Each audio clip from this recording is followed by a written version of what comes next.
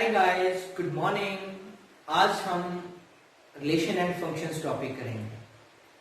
Sets कर लिया था हमने और सेट्स के बाद हम रिलेशन एंड फंक्शन करेंगे। रिलेशन एंड फंक्शंस करने से पहले थोड़ा सा आएगा Cartesian product of two sets कैसे निकालते हैं। वो भी रिलेशन और फंक्शंस के काम आएगा कि रिलेशन से जाने से पहले हमें Cartesian product of two sets निकालना आना चाहिए, कैसे निकाला जाता है। तो सेट्स तो हमने ऑलरेडी पढ़ा है, तो दो सेट्स का कार्टेशियन प्रोडक्ट कैसे निकाला जाता है वो स्टडी करेंगे। लेट अस सी। जिसे हमारे पास मान लो late A is any set that is A, B, C, जिसके एलिमेंट्स हैं A, B, C। अब हमारे पास दूसरा सेट है B, जिसके एलिमेंट्स हैं 1, 2, 3। These are the two sets। अब हमें निकालना है जिसको हम बोल रहे हैं Cartesian product of two sets. Cartesian product of two sets कैसे निकाला जाता है, इसको हम डिनोट करते हैं ऐसे, A क्रॉस B पढ़ते हैं इसको हम, A क्रॉस B, मतलब दो सेट्स का Cartesian product A cross B। A cross B कैसे निकाला जाता है वो देखोगे आप, A क्रॉस B, ये A सेट के एलिमेंट है A, B, C और क्रॉस 1, 2, 3 ये B सेट के एलिमेंट। तो ध्यान से देखना आपने किस तरह से कार्टेशियन प्रोडक्ट निकाला जाता है।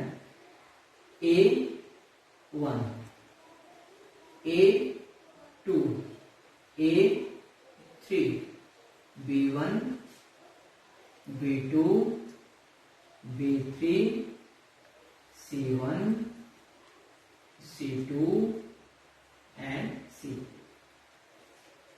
तो जो Cartesian product of two set बनेगा वो ये बनेगा। A1 जो फर्स्ट सेट होगा उसका A और सेकंड सेट का first element A1, second set का सेकंड एलिमेंट A2, फिर A3, फिर इसी तरह सेकंड एलिमेंट के साथ तीनों B1, B2, B3, फिर थर्ड एलिमेंट के साथ तीनों C1, C2, C3। तो Cartesian product of two sets किसी भी दो सेट्स कैसे निकाला जाता है। और ये जो चीजें लिखी है हमने, ये इनको हम बोलते हैं ordered pairs of the sets. इनको क्या बोलते हैं हम? Ordered pair. क्या बोलते हैं हम? Ordered pair. ऑर्डर्ड पेयर क्या होता है? कोई भी ऑर्डर्ड पेयर लेते हैं हम, जैसे मान लो फर्स्ट ऑर्डर पेयर ले लिया हमने A1। ऑर्डर्ड पेयर का मतलब होता है जो ऑर्डर्ड पेयर का जो फर्स्ट एलिमेंट होगा, अगर Cartesian product A cross B निकाल रहे हैं, A क्रॉस B, तो जो फर्स्ट एलिमेंट होगा वो बिलोंग्स टू सेट A। वो हमेशा जो फर्स्ट एलिमेंट होगा वो सेट A को बिलोंग करेगा। और जो सेकंड एलिमेंट होगा that belongs to the set B always. किसी भी ऑर्डर पेयर में आप देख लो तो इनको ऑर्डर पेयर बोलेंगे सारे के सारे। तो जितने भी ऑर्डर पेयर हैं उनका जो फर्स्ट एलिमेंट है वो A सेट को बिलोंग करेगा। देखो A को बिलोंग करता है, A में ही आ रहे हैं एलिमेंट, B, C, ये सारे एलिमेंट जो फर्स्ट एलिमेंट आ रहे हैं ऑर्डर पेयर के, all belongs to the set A। और जितने भी सेकंड ऑर्डर पेयर के जो सेकंड एलिमेंट है तो all belongs to the set B, अगर A क्रॉस B निकाल रहे हैं तो इस तरह से ऑर्डर पेयर निकाला है। उल्टा निकालो आप, B क्रॉस A, तब जो फर्स्ट एलिमेंट होगा that belongs to the element set B। Element जो होंगे वो सेट B को बिलोंग करेंगे। जैसे मान लो 1, 2, 3 ये B सेट है और क्रॉस किसके साथ निकालना है? A, B, C।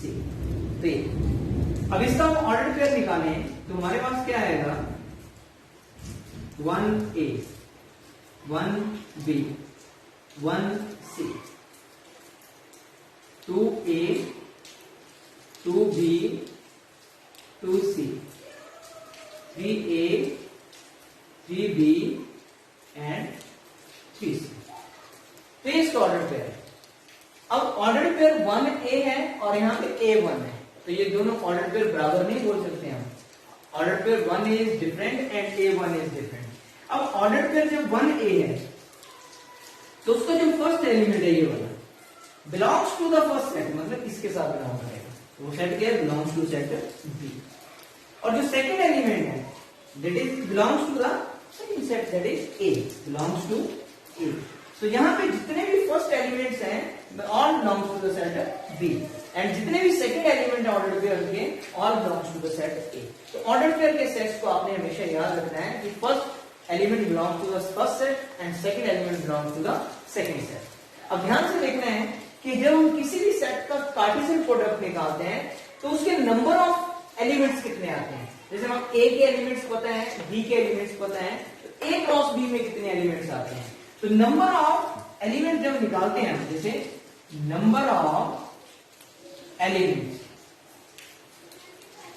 In A cross B, तो वो हमें कहां से पता चलता है, that depend upon the number of elements of the A and B. वो ए और बी में जितने एलिमेंट्स हैं तो क्या होता है, number of elements of A into number of elements of B, multiply किया दोनों के एलिमेंट्स तो कितने आ गए 9। तो 3 एलिमेंट्स ए सेट में है और 3 एलिमेंट्स बी सेट में, और 3 और 3 को मल्टीप्लाई कर कितना और 9 एलिमेंट्स। मतलब ए क्रॉस बी में हमारे पास कितने एलिमेंट्स आएंगे, 9 एलिमेंट्स आएंगे। तो कितने एलिमेंट्स आ रहे हैं 9, 1 2 3 4 5 6 7 8 9। ये भी सेम है, बी में 3 एलिमेंट्स हैं, ए में 3 एलिमेंट्स हैं, तो ए क्रॉस बी क्रॉस ए में कितने एलिमेंट्स आएंगे, 1 2 3 4 5 6 7 8 9 एलिमेंट्स आएंगे। तो number of elements of the A cross B depends upon the number of elements of A and number of elements of B. तो इस तरह से आप निकाल सकते हैं। अब दूसरी एक चीज आती है यहाँ पे सेट्स की। क्या आती है बात, ये ए क्रॉस बी है, इसके कितने सेट्स बना सकते हैं, नंबर ऑफ सेट्स कितने बना, सबसेट्स कितने बना सकते हैं, number of subsets of A cross B. तो हमें पता था कि अगर हम सेट्स में पढ़ा है, अगर ए सेट के एलिमेंट्स 3 है तो कितने सबसेट्स बन सकते हैं इसके, 2⁻3। अगर फर्स्ट सेट के लिए 8 सबसेट्स बनेंगे। बी सेट में भी 3 एलिमेंट्स हैं तो इसके भी कितने सबसेट्स बनेंगे, 3, 2⁻3 दैट इज 8। लेकिन ए क्रॉस बी में कितने सबसेट्स बनेंगे, तो कितने एलिमेंट्स हो गए इसमें 9। तो इसको हम ऐसे भी लिख सकते हैं 2 number of elements of first set into number of elements of second set. तो कितना हो गया 2⁹। तो इसके सबसेट्स अगर हम निकालें ए क्रॉस बी के, तो कितने सबसेट्स बना सकते हो आप, 2⁹। तो मतलब अगर ए सेट के एलिमेंट्स अलग होंगे, बी सेट के एलिमेंट्स अलग होंगे, तो हम नंबर ऑफ एलिमेंट्स हो चाहे नंबर ऑफ सबसेट्स हो, तो वो हम इजिली फाइंड आउट कर सकते हैं।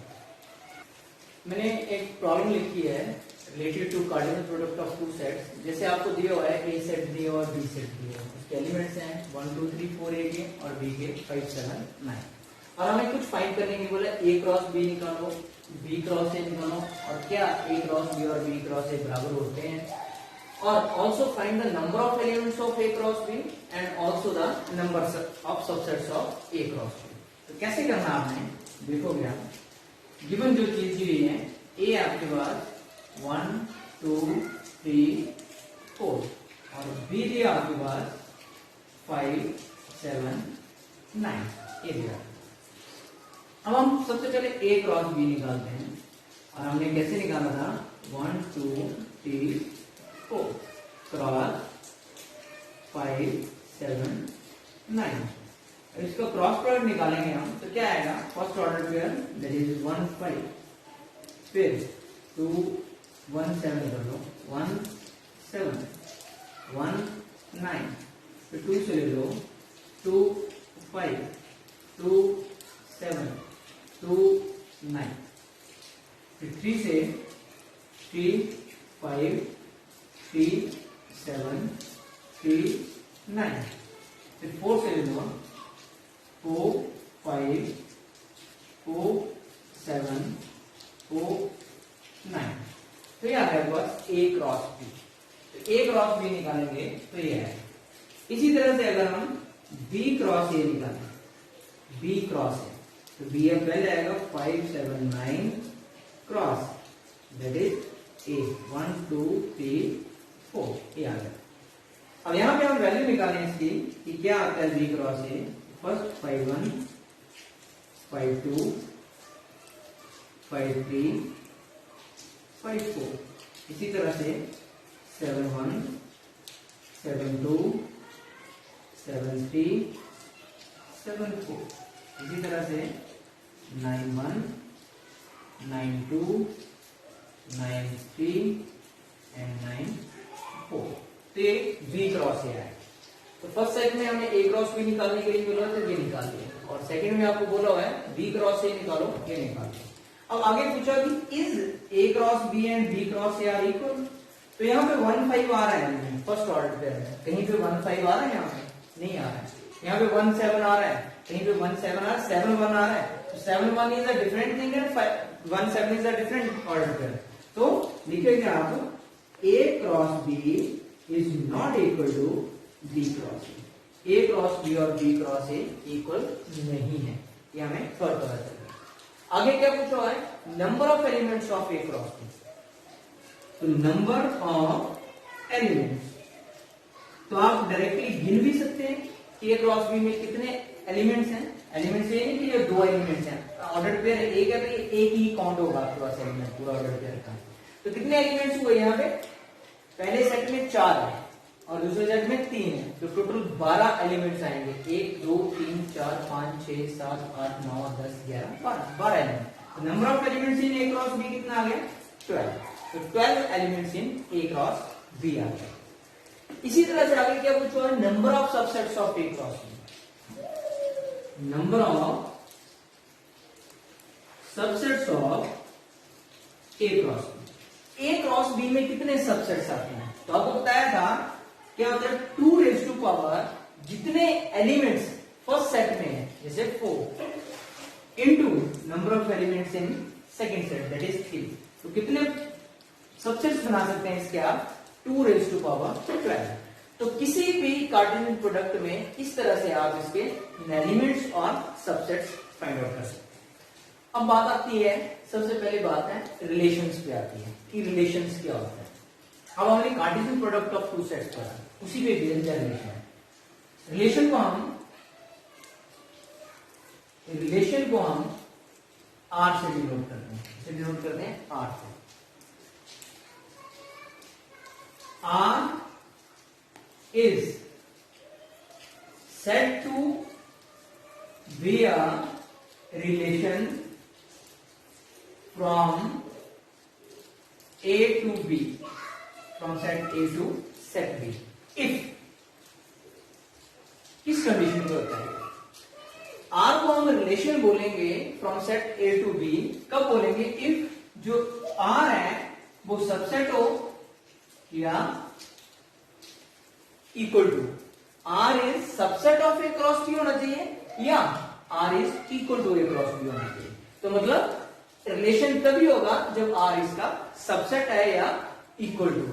फॉर एग्जांपल हम एक एग्जांपल लेते हैं और डिफाइन करते हैं, आपको बोला जाए कि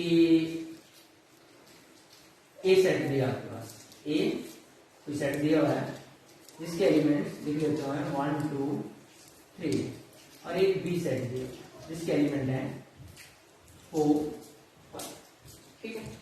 अब मैं इसका कार्टेशियन प्रोडक्ट निकाल लेता हूं ए क्रॉस बी, तो मेरे पास 1 2 3 है, क्रॉस 4 5 आ, ए क्रॉस बी अगर हमने निकाला तो क्या है 1 4 1 5 2 4 2 5 3 4 एंड 3 5, एक कार्टेशियन प्रोडक्ट है।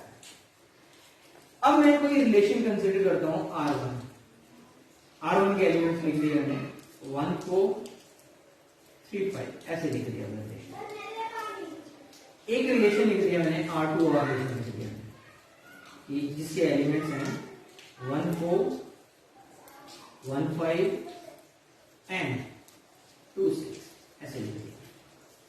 फिर एक रिलेशन और लिख दिया मैंने जिसके एलिमेंट्स हैं 1 5 2 5 एंड 3 5, ऐसे। अब ये 3 रिलेशन हैं कि नहीं है, R1 R2 and R3, 3 sets लिखे मैंने। अब ये 3 सेट्स रिलेशन हैं ए क्रॉस बी के नहीं है वो चेक करेंगे। अगर ये R1 के सारे जितने एलिमेंट्स आ रहे हैं, अगर ए क्रॉस बी में आ रहे हैं 1 4 इसमें आ रहा है, हाँ आ रहा है, 3 5 इसमें आ रहा है, आ रहा है, मतलब R1 के जितने एलिमेंट्स हैं वो ए क्रॉस बी में आ रहे हैं। R1 is subset of A cross B, है सबसेट, तो मतलब R1 इज द रिलेशन, इसका मतलब है R1 इज द रिलेशन, तो ये रिलेशन है। R1 रिलेशन है। अब R2 पे आते हैं। R2 का पहला एलिमेंट क्या है? ऑर्डर पे 1 4। अब 1 4 A क्रॉस B का एलिमेंट है 1 5 A क्रॉस B का एलिमेंट है 2 6 A क्रॉस B का एलिमेंट है नहीं है कहीं पे। तो इसका मतलब क्या होगा? जो R2 के सारे एलिमेंट्स हैं वो A क्रॉस B में नहीं आ रहे, तो मतलब R2 is not subset of A cross B। R2 A cross B का सबसेट नहीं है, इसका मतलब क्या हुआ? R2 is not a relation, not a relation from A to B। A to B से कोई रिलेशन नहीं, ठीक है? A to B से इसका कोई रिलेशन नहीं। R2 है कोई रिलेशन है, 1 4 का तो है रिलेशन इसका A क्रॉस B के साथ, 1 5 का भी है रिलेशन A क्रॉस B के साथ, लेकिन 2 6 का है कोई रिलेशन A क्रॉस B के साथ, मतलब ये रिलेशन कोई नहीं है इसका। R2 is not a relation. इसी तरह से R3 पे आते हैं आप। R3 का फर्स्ट ऑर्डर पे 1 5, तो A क्रॉस B में आ रहा है। 2 5 A क्रॉस B में आ रहा है। 3 5 A क्रॉस B में आ रहा है। तो मतलब A क्रॉस B में ये तीनों एलिमेंट्स R3 के आ रहे हैं, तो मतलब क्या हुआ? R3 is subset of A cross B। इसका मतलब क्या हुआ? R3 is the relation, R3 is the relation from कहां से? A to B। जब हम A से B जा रहे हैं, जैसे ये लिखा है R is the relation from A to B, कब बोलेंगे? जब सबसेट या वो उसके बराबर होगा। R3 is the relation. तो रिलेशन को डिफाइन हम इस तरह से करते हैं। जब आप properly Cartesian product of two sets पता होती है, तब आप बता सकते हो कि ये रिलेशन है कि नहीं है A से B। तो ये B से भी हो सकता है, डिपेंड करता है कि पूछा क्या हुआ। अब हम ग्राफिकली समझते हैं इसको। मैं कोई एक रिलेशन लिखता हूं, ये A सेट है और ये B सेट है, इसके एलिमेंट लिख दिए हैं मैंने 1 2 3 4 5 6 7 5 6 7। अब हमारे पास ये कोई रिलेशन आ रहा है, मैंने लिख दिए इसके एलिमेंट्स ऐसे। ये कोई एक रिलेशन बन रहा है आपके पास एलिमेंट्स के। जो फर्स्ट सेट है इसके आपके पास, फर्स्ट सेट A से B या रिलेशन आपके पास कहां से कहां जा रहा है? From A to B। Relation क्या है? R such that from A to B। ये कोई रिलेशन है, A से B जा रहा है। तो आपके पास डोमेन ऑफ रिलेशन, इसको DR जो लिखा है इसको हम पढ़ते हैं डोमेन ऑफ रिलेशन। रिलेशन की डोमेन क्या है? डोमेन क्या होती है? इनपुट क्या होती है? जो फर्स्ट सेट के एलिमेंट्स होते हैं कौन कौन से यूज हो रहे हैं, तो कौन से यूज हो रहे हैं फर्स्ट सेट के एलिमेंट? 1 यूज हो रहा है, 2 यूज हो रहा है, 3 यूज हो रहा है, 4 यूज हो रहा है। तो these are the domain of the relation, उसको हम बोलते हैं डोमेन ऑफ द रिलेशन। दूसरी चीज आती है R और पैरों में R लिखा है, इसको हम पढ़ते हैं रेंज ऑफ रिलेशन। इसको क्या पढ़ते हैं हम? Range of relation. रिलेशन की रेंज क्या है? रेंज क्या आती है कि 1 की इमेज क्या आ रही है? 5, 2 की इमेज क्या आ रही है? 6, 3 की इमेज क्या आ रही है? 5 और 4 की इमेज क्या आ रही है? 6। तो इमेजेस कौन कौन से आ रहे हैं एलिमेंट्स? 5 और 6। तो रेंज क्या है आपके पास? 5 और 6 आएगी। तो डोमेन है 1 2 3 4 और रेंज क्या हुई? उसकी आउटपुट्स क्या आ रहे हैं? 1 2 3 4 की आउटपुट्स क्या आ रही है? That is 5 and 6। अब तीसरी चीज आती है कोडोमेन। कोडोमेन क्या होती है? कोडोमेन होती है all the elements of the set B. जितने भी सेट बी में एलिमेंट्स आ रहे हैं, चाहे वो यूज हुए हैं एज ए इमेज या नहीं हुए हैं, all the elements of the set B is known as the codomain. उसको हम बोलते हैं कोडोमेन। एंड जो कोडोमेन होती है, रेंज होती है, रेंज ऑफ द रिलेशन। किसी भी फंक्शन की रिलेशन की रेंज जो होती है वो बराबर होगी या सबसेट होगा उसका या उसके बराबर होगी कोडोमेन। ठीक है? कोडोमेन से ज्यादा नहीं हो सकती उसकी रेंज, क्योंकि जितने एलिमेंट्स बराबर भी हो सकते हैं, तीनों एलिमेंट्स यूज भी हो सकते हैं। जैसे मैं एग्जांपल एक और लिखता हूं, इसी एग्जांपल को मैं मॉडिफाई कर देता हूं। जैसे मैंने ए सेट लिखा 1 2 3 4 वही लिखे हैं, और एक सेट बी है 5 6 7 सेम एलिमेंट्स लिखे हैं। अब रिलेशन में थोड़ा सा चेंज कर देता हूँ, ये लिख दिया मैंने, ये लिख दिया मैंने, ये लिख दिया मैंने और ये लिख दिया। ये सारे 1 5 2 6 3 6 एंड 4 7। तो रिलेशन और भी हो सकते हैं, लेकिन मैंने कोई एक रिलेशन लिखा। ये भी हो सकते हैं इस तरह से 1 6 भी लिख दो, 2 7 भी हो सकता है। तो ऐसे रिलेशन लिखिए।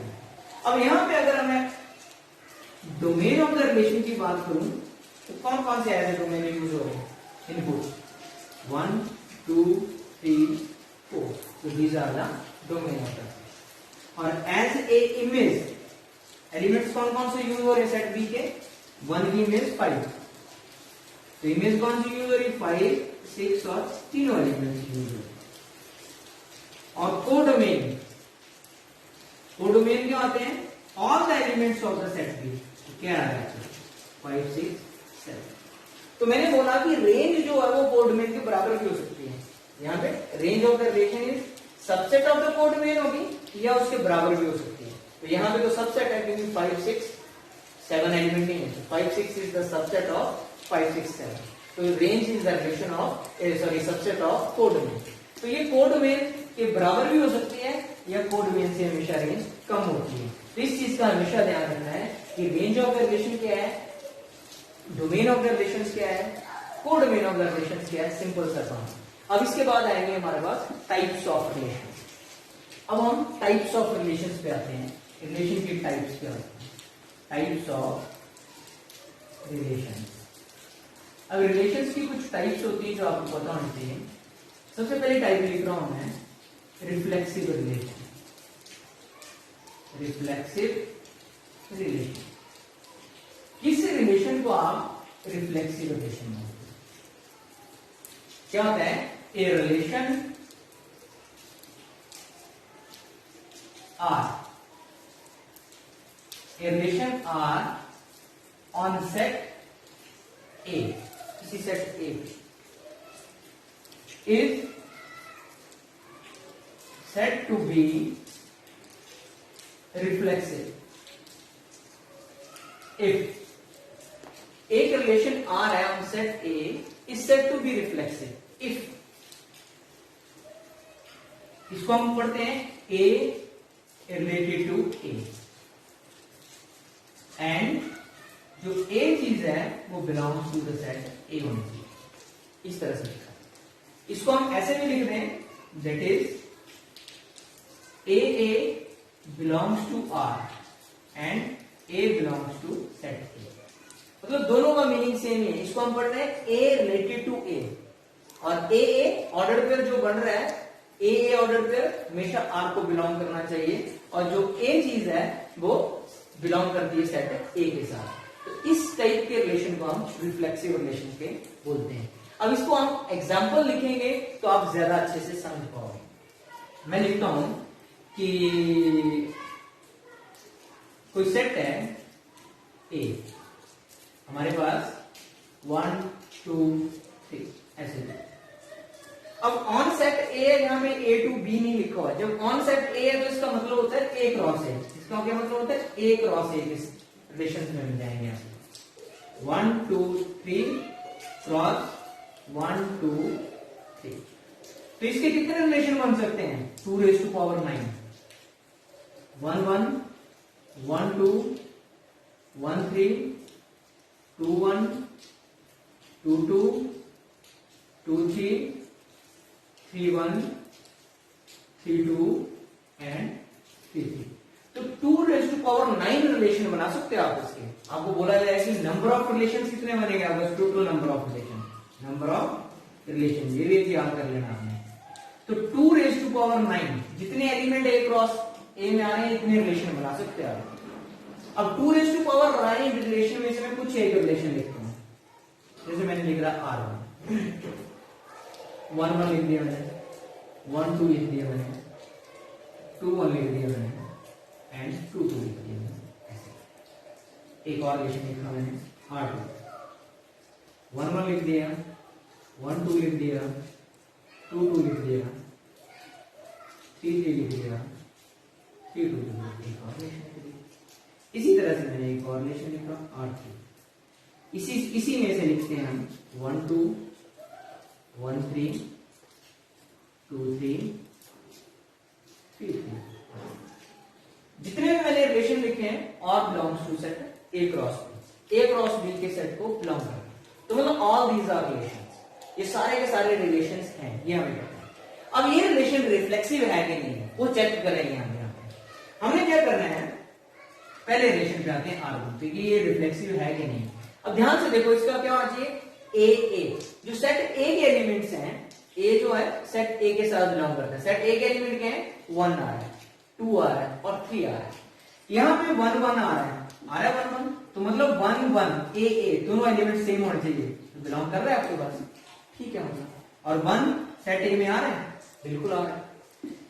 1 1 के अलावा 1 2 छोड़ो ब्रेन, क्योंकि ए एक सेम एलिमेंट होना चाहिए। 2 1 छोड़ो, 2 2 और 2 बिलोंग कर रहा है आपको, मतलब इसमें आ रहा है 2 2 एलिमेंट, और 2 सेट बी में आ रहा है, सेट ए में आ रहा है, तो मतलब ये भी बिलोंग कर रहा है। लेकिन 3 एलिमेंट ए को बिलोंग कर रहा है, लेकिन 3 3 यहां पे आ रहा है, कहीं पे नहीं आ रहा है सेट में, तो आप लिखोगे 3 बिलोंग्स टू ए। ये जो 3 एलिमेंट है ए के साथ बिलोंग कर रहा है, but 3 3 not belongs to R1। लेकिन R1 में कहीं पे भी 3 3 नहीं आ रहा है, 1 1 आ रहा है, ओके, 2 2 आ रहा है, ओके, लेकिन 3 3 कहीं नहीं आ रहा है। तो एक एलिमेंट नहीं आ रहा है, 3 3 का ऑर्डर पेयर नहीं आ रहा है, तो इसका मतलब है कि ये रिफ्लेक्सिव रिलेशन नहीं है। तो यहां से हमें पता चल गया, अगर ये साथ में होता तो ये रिफ्लेक्सिव रिलेशन होना था, लेकिन ये नहीं है यहाँ पे, तो not a reflexive relation, not reflexive. तो ये हमें फर्स्ट का पता चल गया, ये रिफ्लेक्सिव रिलेशन। अब क्यों नहीं है वो भी मेंशन करके बता दिए। अब सेकंड पे आते हैं। सेकंड में हम देखते हैं 1 1 आ रहा है, ठीक है, 1 2 2 2 भी आ रहा है, 3 3 भी आ रहा है। मतलब जितने ए सेट के एलिमेंट्स हैं 1 तो 1 1 भी आ रहा है, 2 2 2 भी आ रहा है, 3 3 3 भी आ रहा है। तो बाकी चाहे इससे ज्यादा एलिमेंट जितने मर्जी आए वो हमें नहीं देखना है, हमें देखना है जो ए सेट के एलिमेंट्स हैं वो ए मतलब 1 1 2 2 2 3 3 3, अगर ये बिलोंग कर रहे हैं तीनों एलिमेंट्स, तो वो रिलेशन रिफ्लेक्सिव रिलेशन है। इसमें 1 1 भी आ रहा है, 2 2 भी आ रहा है, 3 3 भी आ रहा है, तो ये रिफ्लेक्सिव रिलेशन है, रिफ्लेक्सिव। तो ये रिफ्लेक्सिव रिलेशन है। तो आगे बढ़ते हैं। यहाँ पे एलिमेंट क्या है, फर्स्ट सेट का ए का 1, तो 1 1 आ रहा है, नहीं आ रहा, यहीं पे अनसेटिस्फाई हो गए, तो आप लिखोगे एक भी एलिमेंट के लिए अनसेटिस्फाई होता है। 1 बिलोंग्स टू ए, 1 ए को बिलोंग कर रहा है, but 1 1 not belongs to R3। लेकिन 1 1 R3 में कहीं नहीं आ रहा है, 2 2 भी नहीं आ रहा है, 3 3 आ रहा है, लेकिन 2 2 नहीं आ रहा है। तो एक से ये अनसेटिस्फाई हो गया है कि 1 है, ए को बिलोंग कर रहा है, लेकिन 1 1 नहीं आ रहा है, तो मतलब ये रिफ्लेक्सिव रिलेशन नहीं है, नॉट अ रिफ्लेक्सिव रिलेशन, ठीक है। तो इस टाइप से हम रिलेशन को आइडेंटिफाई कर सकते हैं कि ये रिफ्लेक्सिव है या नहीं है। This is the first type of relation, that is reflexive relation. अब इसके बाद हम सिमेट्रिक रिलेशन करेंगे। अब हम सिमेट्रिक रिलेशन पे आते हैं। सिमेट्रिक रिलेशन कब बोलते हैं, a relation R on set A is said to be symmetric if, कब बोलेंगे हम उसको सिमेट्रिक रिलेशन, if आप लिखोगे A B belongs to R, then अगर A B belongs to R कर रहा है, then B A भी R को बिलोंग करना चाहिए। अगर ऐसा होता है तो वो रिलेशन सिमेट्रिक है। एंड A और B जो एलिमेंट्स हैं वो सेट A के एलिमेंट्स होने चाहिए। तो इस तरह से आपके पास कोई है तो that is the symmetric relation. इसको ऐसे भी लिखा जा सकता है A related to B, then B related to A B को रिलेट कर रहा है, अगर A B को रिलेट कर रहा है तो B A को भी रिलेट करना चाहिए। तो क्या होना चाहिए, A और B सेट A के एलिमेंट्स होने चाहिए। तो ऐसे भी लिख सकते हैं। अब इसको भी हम एग्जांपल से जस्टिफाई करते हैं। एग्जांपल लेते हैं इसके लिए भी हम, मान लो सेम एग्जांपल लेता हूं मैं 1 2 3 सेम। अब इसके लिए हम A क्रॉस A निकालेंगे तो वही आएगा 9 एलिमेंट्स 1 1 1 2 1 3 2 1 2 2 2 3 3 1 3 2 एंड 3 3। अब यहां से हमें कोई रिलेशन लेते हैं। R1 मान लो इसी में से कोई रिलेशन लिया मैंने 1 1 1 2 1 3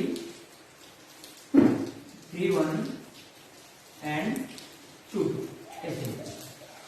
अब ध्यान से देखो मैंने ये रिलेशन लिया है भाई, ऐसे ही एक और रिलेशन ले लेता हूं 1 1 1 2 2 1 3 3। इसी तरह से एक और रिलेशन लिया मैंने 2 2 2 3 3 1 3 2 एंड 1। ठीक है, अब मैंने तीनों रिलेशन लिए और ये तीनों इसके एक क्रॉस ए के सबसेट्स हैं। अब ध्यान से देखना है कि ये रिलेशन सिमेट्रिक है कि नहीं, ये चेक करना है। तो सिमेट्रिक रिलेशन कब होगा? जब ए बी आर को बिलोंग कर रहा है, मतलब 1 1। इसको उल्टा करोगे तो 1 1 ही आएगा, मतलब है एलिमेंट। 1 2 1 2 को उल्टा करोगे, अगर ए बी इस रिलेशन में आ रहा है तो बी ए भी आना चाहिए, मतलब 2 1 भी आना चाहिए। तो 2 1 है यहाँ पे। अगर किसी एक एलिमेंट के लिए वो अनसेटिस्फाई होता है तो मतलब होल रिलेशन वो अनसेटिस्फाई रहेगा, अनसिमेट्रिक नहीं होगा वो। जैसे 1 3 आ रहा है 3 1 आ रहा है, 2 2 आ रहा है तो 2 2 को उल्टा करोगे 2 2 आएगा। लेकिन एक एलिमेंट 1 2 ऐसा है कि 1 2 है यहाँ पे लेकिन 2 1 नहीं है इसमें, तो आप क्या लिखोगे 1 2 belongs to R1 but 2 1 not belongs to R1। इसका मतलब ये रिलेशन सिमेट्रिक नहीं है, नॉट सिमेट्रिक। तो पहला क्या हो गया? Not symmetric. तो पहला हमें पता चल गया सिमेट्रिक नहीं है। और दूसरे में देखते हैं 1 1 उल्टा करोगे 1 1 ही रहेगा, 1 2 उल्टा करोगे 2 1 आ रहा है, 3 3 उल्टा करोगे 3 3 है। तो all elements satisfy the symmetric relation. तो ये क्या है? सिमेट्रिक रिलेशन है। सिमेट्रिक रिलेशन ये है symmetric relation. This is a symmetric, R2 is a symmetric relation. इसी तरह से थर्ड पे हो 2 2 उल्टा करोगे 2 2 आएगा, 2 3 उल्टा करोगे 3 2 आ रहा है, नहीं आ रहा है, 3 2 भी आ रहा है। 3 1 उल्टा करोगे 1 3 1 3 आ रहा है, 1 3 2 को उल्टा करोगे 2 3 1 3 को उल्टा करोगे 3 1। All elements satisfy the condition of symmetric relation. तो ये भी सिमेट्रिक रिलेशन है, सिमेट्रिक रिलेशन है। तो ये भी सिमेट्रिक रिलेशन है। R2 और R3 सिमेट्रिक रिलेशन है और R1 सिमेट्रिक रिलेशन नहीं है। जब नहीं है तो वो मेंशन भी किया हमने कि क्यों नहीं है वो सिमेट्रिक रिलेशन। तो इस तरह से आप सिमेट्रिक रिलेशंस को डिफाइन कर सकते हो। ट्रांजिटिव रिलेशन, ट्रांजिटिव रिलेशन क्या होता है? Relation R on set A is said to be transitive। किस रिलेशन को ट्रांजिटिव बोलते हैं? If AB belongs to R and BC belongs to R। अगर ऐसा है तो then AC belongs to R होना चाहिए, तब ये ट्रांजिटिव रिलेशन होगा।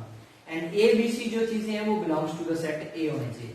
और इसको ऐसे भी लिख सकते हैं A related to B and B related to C, then A related to C होना चाहिए।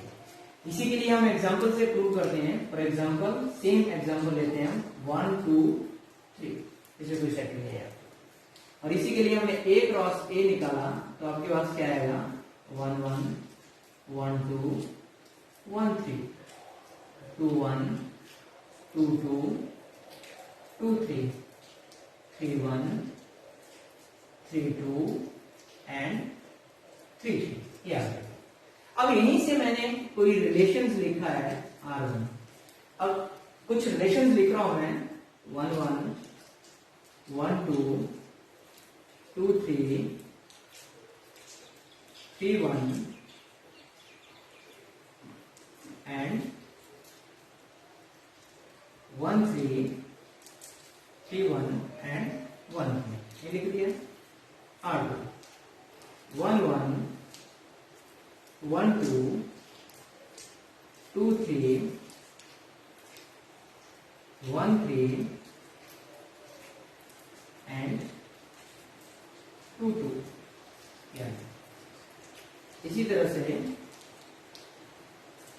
R3 1 2 2 2 3 3 1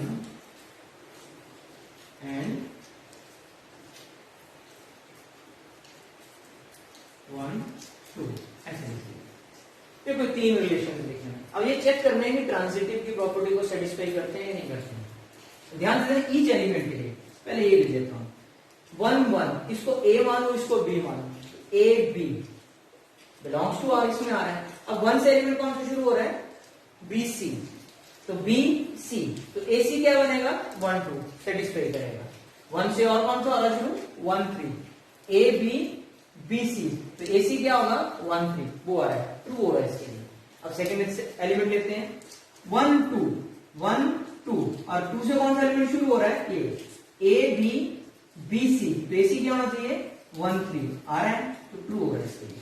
ठीक है अब यहां पे आते हैं A B इसको मान लेते हैं 2 3 और 3 1 A B B C तो A C क्या होना चाहिए 2 1 के बराबर तो 2 1 आ रहा है यहां पे कहीं नहीं आ रहा है तो आप लिखोगे 2 3 belongs to R1 3 1 belongs to R1 but 2 1 not belongs to R1 लेकिन 2 1 belongs नहीं कर रहा है। ये देखो A B B C belong कर रहा है लेकिन 2 1 बिलोंग नहीं कर रहा है तो इसका मतलब क्या हुआ R1 एक ट्रांजिटिव रिलेशन नहीं है।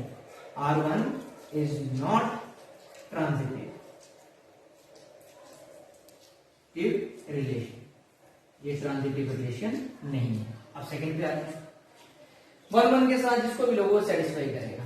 इस पे आते हैं 1 2 2 से कौन एलिमेंट शुरू होता है 2 3 तो 1 2 2 3 तो 1 3 आ रहा है तो 1 3 आ रहा है यहाँ 2 1 अब 2 3 3 से कोई एलिमेंट शुरू हो रहा है कोई नहीं हो रहा है तो उसको छोड़ दो।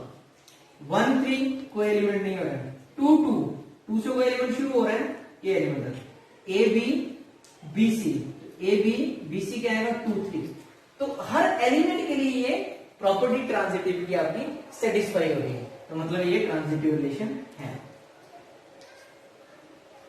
ये ट्रांजिटिव रिलेशन है yes it is a transitive relation. अब यहां पे देखो आगे 1 1 पहले बोला मैंने कि सेटिस्फाई करेगा जो भी आएगा 1 के साथ 1 के अलावा 2 2 2 2 के लिए भी सेटिस्फाई करेगा जो भी लेंगे आप 2 3 अब 3 से कौन एलिमेंट शुरू होता है ये वाला 2 3 3 1 तो क्या आएगा A B B C A C क्या होना चाहिए 2 1 तो 2 1 आ रहा है नहीं पे नहीं आ रहा है तो आप लिखोगे 2 3 belongs to R3 and और कौन सा है 3 1 belongs to R3 but 2 1 not belongs to R3 लेकिन 2 1 बिलोंग नहीं कर रहा है तो इसका मतलब क्या हुआ ये ट्रांजिटिव रिलेशन नहीं है नॉट अ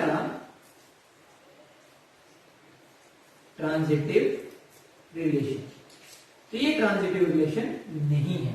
तो इस तरह से आप ट्रांजिटिव रिलेशन को डिफाइन कर सकते हो कि ये ट्रांजिटिव रिलेशन है या नहीं है। तो हमें डेफिनेशन क्लियर होनी चाहिए डेफिनेशन के बाद एग्जांपल देनी है तो हमें एग्जांपल का पता होना चाहिए। अब हम इक्विवेलेंस रिलेशन क्या आते हैं a relation R on set A is said to be equivalence relation if कब होता है equivalence relation if it is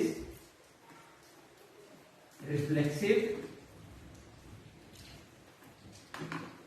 symmetric as well as transitive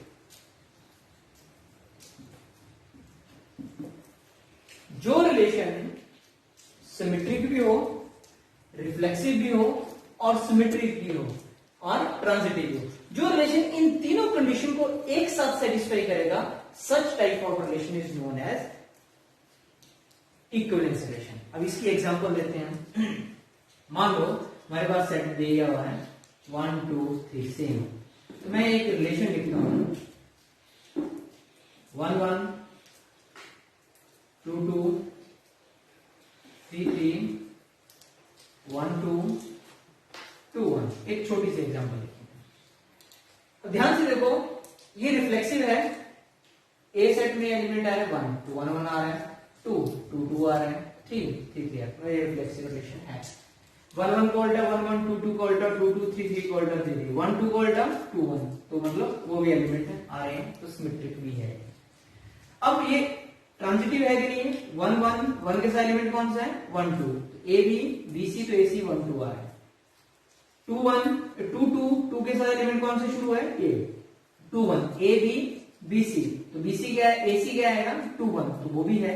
3 के साथ तो एलिमेंट ही कोई नहीं है, तो मतलब ये ट्रांजिटिव की प्रॉपर्टी को भी सेटिस्फाई कर रहा है। तो such type of relation is known as equivalence relation. इस टाइप के हम रिलेशन को क्या बोलते हैं? Equivalence relation. इक्विवेलेंस रिलेशन बोलेंगे इस टाइप के रिलेशन को। तो इक्विवेलेंस रिलेशन बोलते हैं, लेकिन इनमें से एक भी प्रॉपर्टी हमें सेटिस्फाई होती है। मान लो कि ये रिलेशन सिमेट्रिक भी होता है, ट्रांजिटिव भी होता है, लेकिन रिफ्लेक्सिव नहीं होता है, तब भी ये इक्विवेलेंस नहीं है। मान लो कि रिफ्लेक्सिव होता है, सिमेट्रिक होता है और ट्रांजिटिव नहीं होता है, तब भी ये इक्विवेलेंस नहीं है। अगर मान लो ये रिफ्लेक्सिव और ट्रांजिटिव होता है और सिमेट्रिक नहीं होता है, तब भी ये इक्विवेलेंस रिलेशन नहीं है। तो ये टाइप्स ऑफ रिलेशन है, ये आपने बहुत अच्छे से करनी है। That's all for today. Thank you, have a nice day, stay home and stay safe.